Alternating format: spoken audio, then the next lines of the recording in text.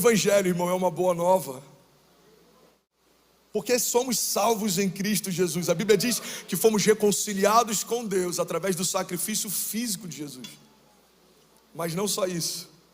Recebemos também o ministério da reconciliação, pelo qual clamamos: reconciliem-se com Deus. E a Bíblia diz que quando dizemos isso, é como se o próprio Deus falasse através de nós.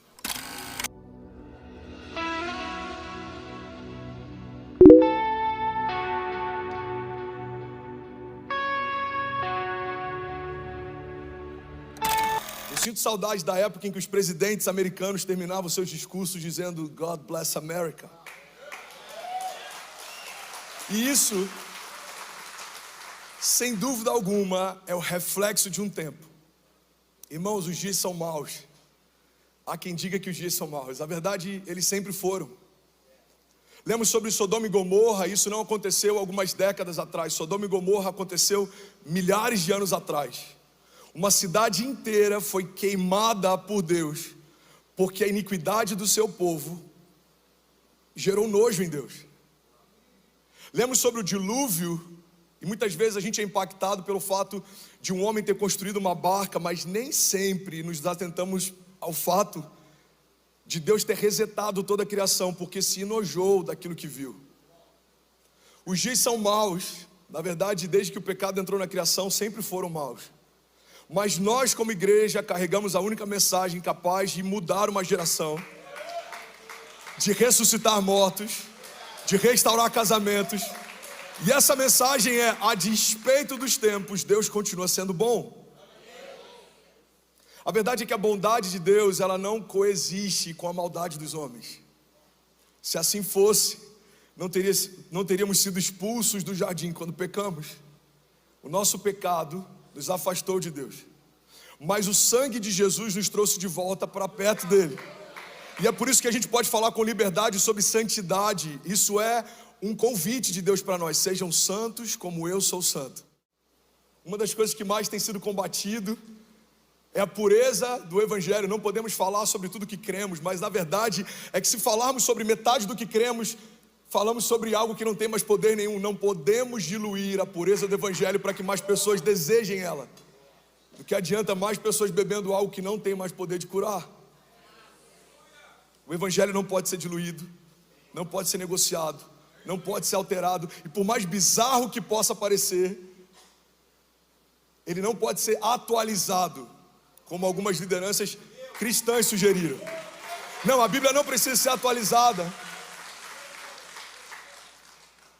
Nós é que precisamos voltar para um lugar de origem. A primeira mensagem que eu preguei na América, como pastor dessa casa, liderando os jovens em Orlando, foi Back to the Future. Nessa mensagem eu falei que a crise da nossa geração sobre o entendimento do nosso futuro, ela só é saciada quando nós voltamos para a nossa gênese.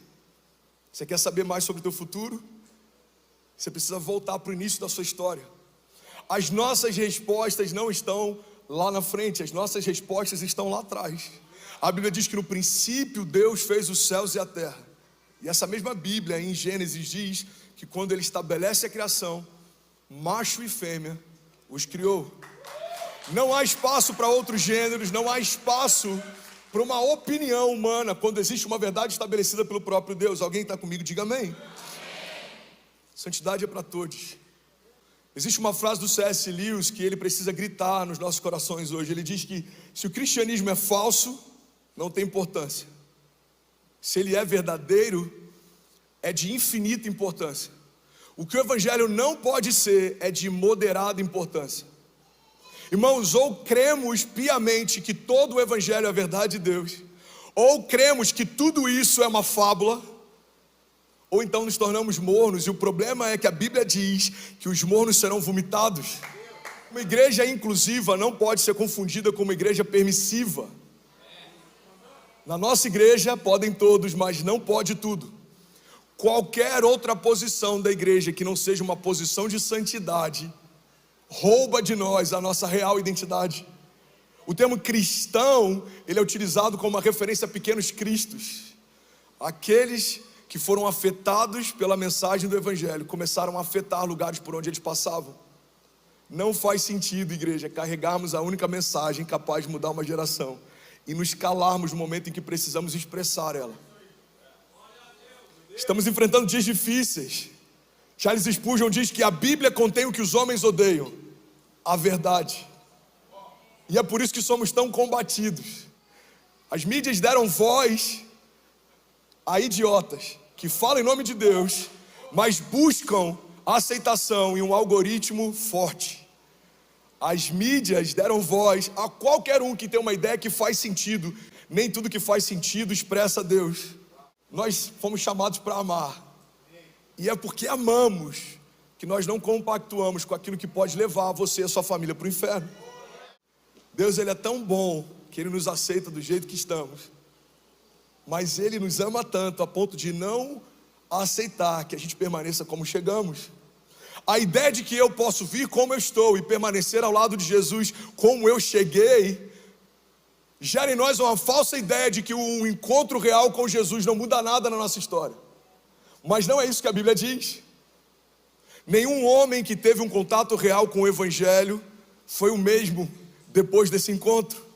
E é por isso que nós precisamos ressignificar se de fato tivemos um encontro com Jesus ou só nos sentimos abraçados por um clube social. Se não há uma mensagem de arrependimento, se não há um clamor por temor, pessoas podem caminhar ao lado de Jesus por anos sem se tornarem como Ele é. Jesus tem uma característica incrível, ela não pode ser negligenciada e nem esquecida. Igreja, quando foram prender o Messias, alguém precisou indicar quem Ele era, porque Ele era parecido demais com os seus seguidores, a ponto de ninguém saber quem era Cristo e quem eram os seus discípulos. É para esse lugar que Deus tem nos chamado. Se Jesus estivesse hoje na nossa comunidade de fé, seria muito nítido a diferença dele para nós, ou nós estaríamos parecidos com ele a ponto de alguém precisar identificá-lo. É para esse lugar que nós fomos chamados. Se falarmos mais sobre isso, afastaremos pessoas do inferno. O que faz a igreja ser igreja é o fato dela carregar uma mensagem que é inabalável, incorruptível.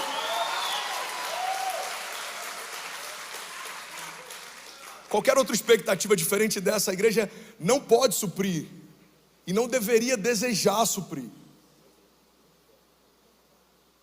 A única expectativa que devemos pautar a nossa agenda é alegrar o coração de Deus e fazer o que Ele pedir para que fizéssemos. O Evangelho, irmão, é uma boa nova.